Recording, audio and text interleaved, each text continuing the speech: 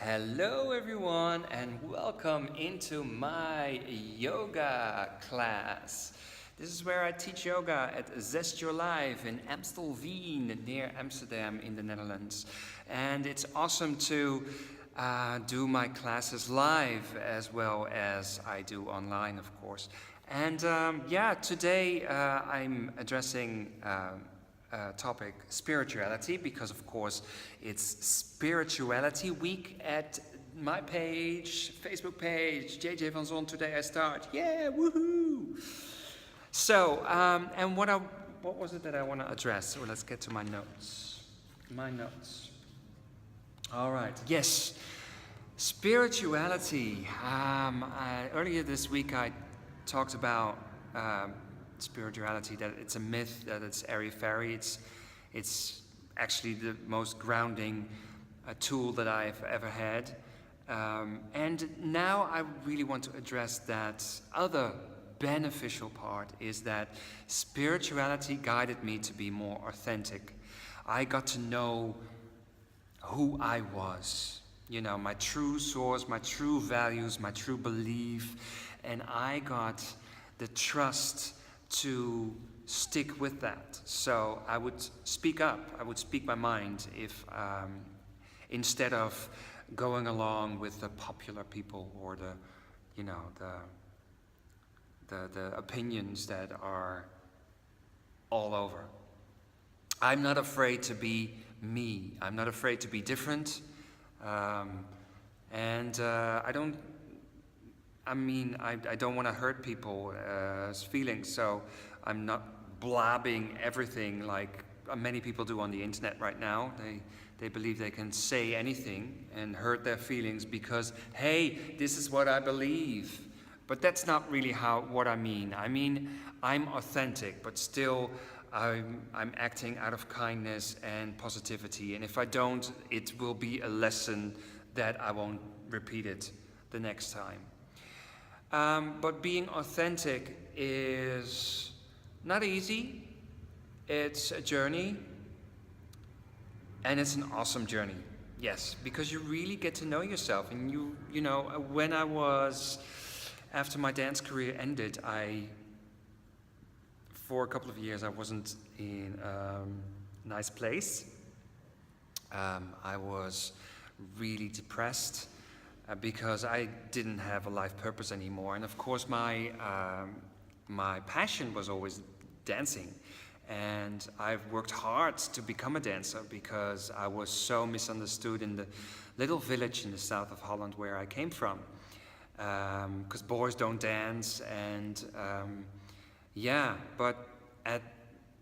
I was a little boy, but I was so trusting my own talent, and I was so in contact with this passion that I didn't care about that nobody understood. I knew that I would get it. So I really believed that I would. And when I was 19 years old, it took that long, I did audition for a dance academy, a famous dance academy in Amsterdam.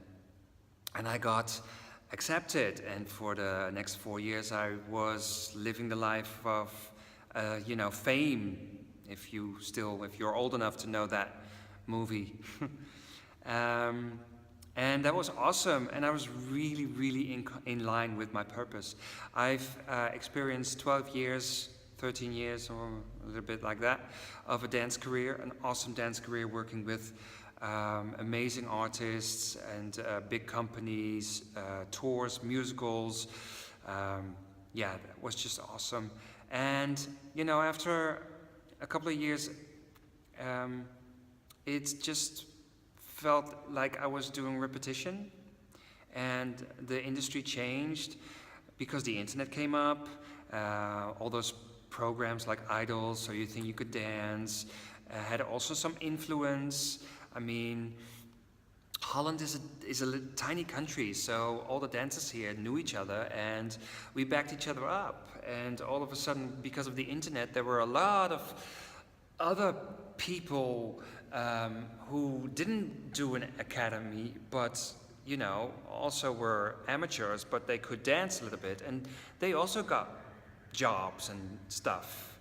So, and I was already a little older, and I didn't want to learn how to turn on my head and do all these acrobatic movements that was getting so popular around dancers. And so, you know, in the end, I just chose that it's not fun anymore and I should do something different. But I had no idea what that was. So I fell in a black hole.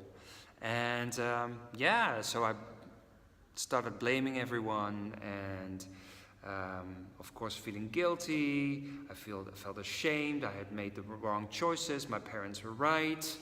So basically I really got into a victim role, and I didn't know how to get out of that. And I was so ashamed that it was a facade, you know, I led a double life because nobody knew what I was truly feeling. Because I was always the happy clown, and I felt that I should send out positive energy instead of negative energy. So I just kept it to myself, which was not really nice, because when I was home I would numb myself with all kinds of drugs. And in the end I was in this vicious circle that I couldn't get out of. And then spirituality came. Yes, it came because in the end I was just so desperate. I started to pray every evening or every night, in the middle of the night or in the morning when I was so wasted I had to go to bed.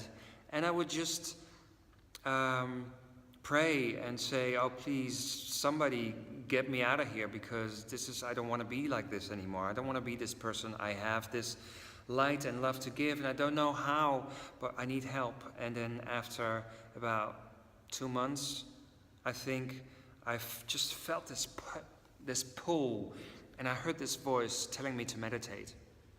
So the next day when I was sober, I sat down and I did my version of meditation, just closing my eyes and trying to be silent for a couple of minutes. It was hell on earth. But I was so desperate, and I knew that this was really special, and I trusted that voice. And I did that a couple of times a day, and I think after a month I really got profits out of it. It gave me space to look at the person that I had become, and the person I wanted to be, or I actually was.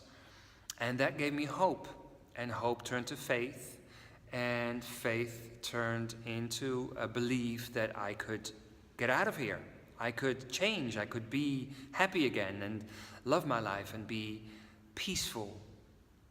So, fast forward, that took me out of that place, and it just started my journey, my awesome journey, that now I can be hours by myself, sitting, thinking, and being very comfortable with my authentic self. I now make decisions based on my authentic choices. So I don't have regrets. And if I make a mistake, if I do have a regret, I'm like, okay, this is a lesson. So there's no suffering, no conflict, nothing like this. It's all very clear. And that's awesome. So spirituality not only grounds you, but it also gives you a clear vision of your life. And that's what I wanted to tell you this. Facebook Live, yes. So there's probably more to come. So stay posted in this beautiful week of spirituality. And have a nice day. Namaste. I'm JJ. Bye.